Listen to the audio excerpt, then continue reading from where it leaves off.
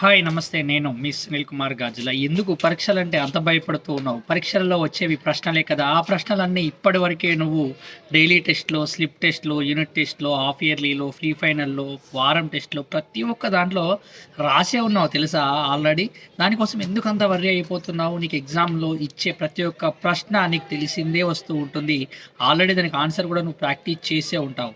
కానీ ముఖ్యంగా ఇక్కడ నువ్వు గందరగోళం చెందకుండా ఉండగలిగితే ప్రతి ఒక్క ప్రశ్నకు సమాధానాన్ని గుర్తు తెచ్చుకొని మరీ రాయడానికి ఆస్కారం ఏర్పడుతూ ఉంటుంది.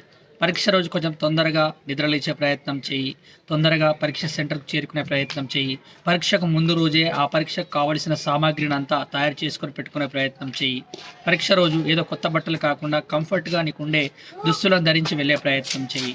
అక్కడ ఎవరితో మాట్లాడకుండా ప్రశాంతంగా కూర్చొని క్వెషన్ పేపర్ తీసుకొని ఆన్సర్స్‌ని ఒకసారి గుర్తు చేసుకొని అన్నీ రాసే ప్రయత్నం చెయ్యి. ఆందోళన చెందకు. ఆనందంగా రాయగలుగుతావు. ఆలోచించు ఒకసారి.